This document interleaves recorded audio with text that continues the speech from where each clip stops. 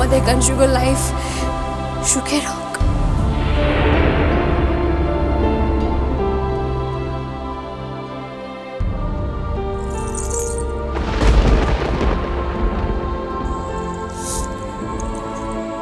আজ থেকে আমার আর কোনো চিহ্নই রইল না তোমার কাছে। ভালোই হলো,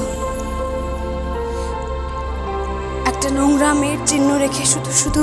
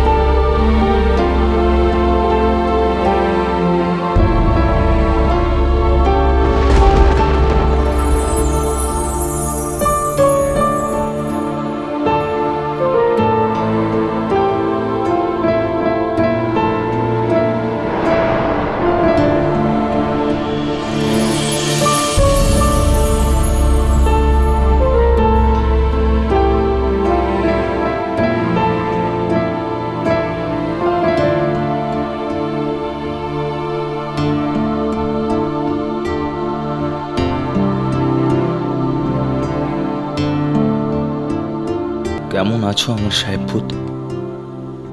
তোমার সঙ্গে যে একটা বিরাট বড় অন্যায় করেছি, আর তার জন্য ভেতরে ভেতরে জ্বলে পুড়ে শেষ হয়ে যাচ্ছি আমি। তুমি কি আমাকে ভুলে গেছো একদম? বাড়ির সকলকে পেয়ে ঠিক আমায় ভুলে গেছো।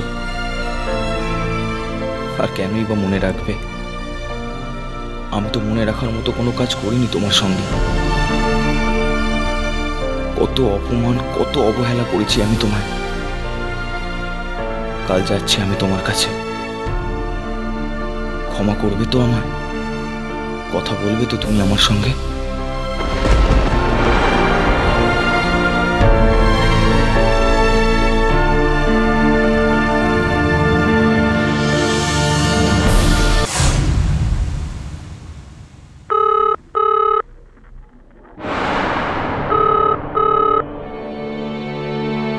এত রাতে ল্যান্ডলাইনে কে ফোন করেছে?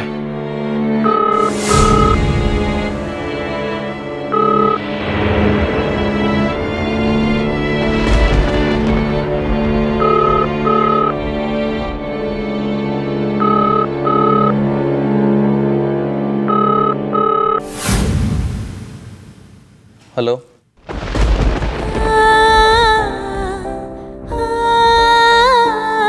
Hello, who is this?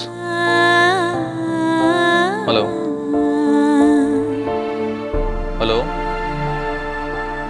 আপনি কে বলছেন? Hello,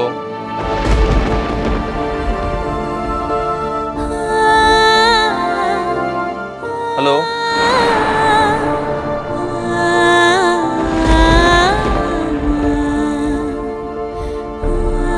hello, hello.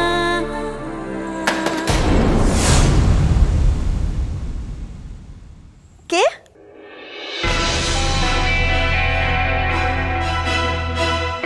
এত রাতে তুই ওখানে কি করছিস? তো তুই ফোন করছিলিস নাকি কাউকে?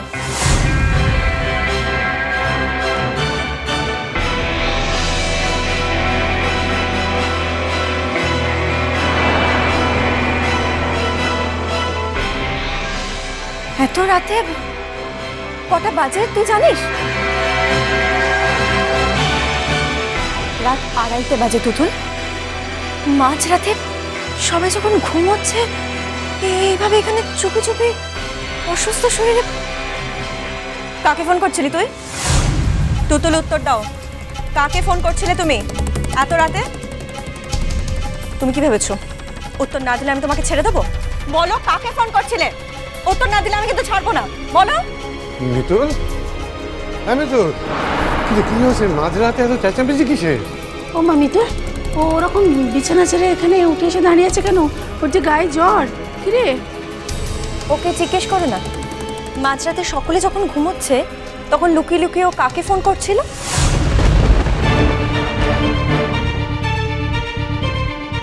কি হয়েছে রে বিতু? কে কাকে ফোন করছে?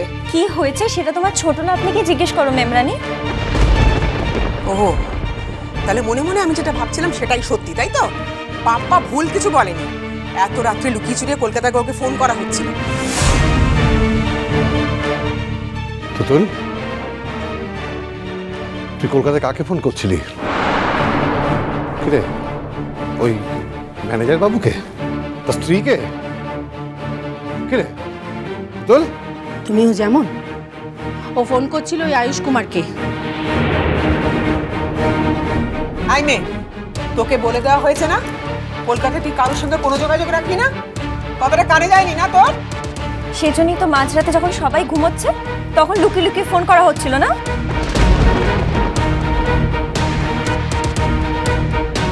তুতুল, আচ্ছা তোর শরীর থেকে কি লজ্জা ঘেন্না সব চলে গেছে? তুই আয়ুষের সঙ্গে যোগাযোগ করার চেষ্টা করছিলিস যে এই ছেলেটা দুদিন পরে বিয়ে হবে।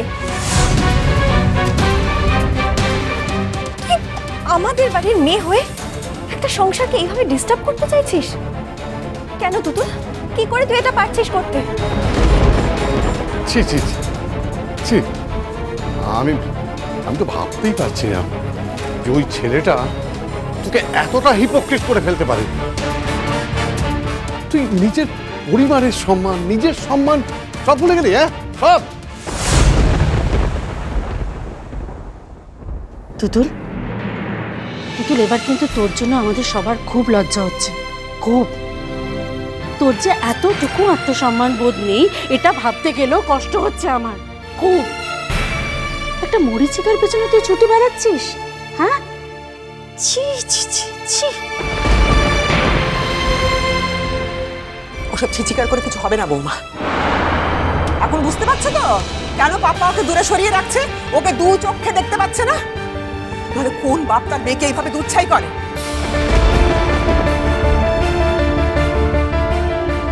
পাপ্পা, তুই আমার কথাটা শুন। তুই এই ঘর থেকে ফোনটা সরিয়ে দে, তাহলে ওরা কাউকে ফোন করতে পারবে না। ওই মেয়েকে কি করে সিধে করতে হয় আমি দেখবো। তোমরা যাও, সবাই শুয়ে পড়ো, শুয়ে পড় যা। এখন রক্তের নাটক হচ্ছে।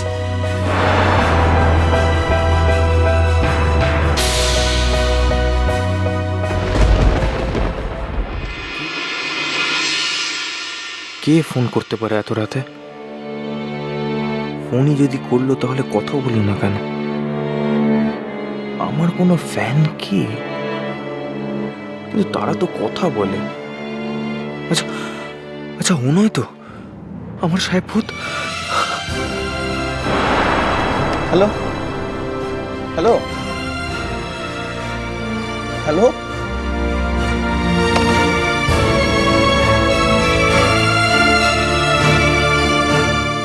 যদি ফোনই করলে একটাবার কেন কথা বললে না আমার সঙ্গে সাহেব ভূত? তুমি তো জানো না একটাবার তোমার গলাটা শোনার জন্য কি ভীষণ ছটফট করছি আমি। কেন এভাবে নিজের সব চিহ্ন লোপাট করে দিয়ে তুমি চলে গেলে সাহেব ভূত? তোমার তো কোনো ফোন নম্বরও নেই আমার কাছে যে তোমার সঙ্গে একবার ফোনে কথা বলবো আমি। আমি যে আর পারছি না সাহেব ভূত, আর পারছি না আমি। অচেনা স্টেশন, বুক দূর দূর, গানার গল্পে সেই হলো শুরু।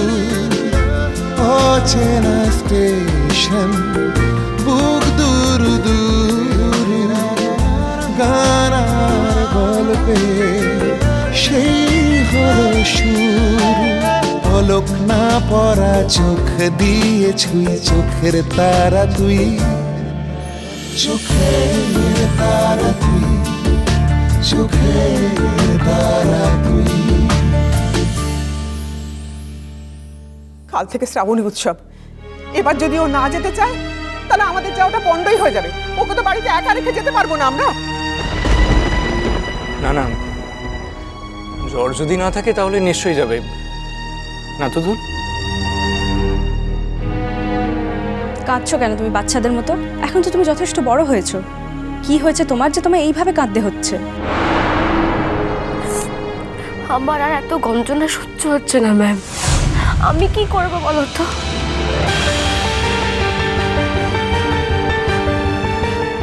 এখন তো আমার মনে হচ্ছে যে আমি মরে গেলেই সবাই খুশি হতো।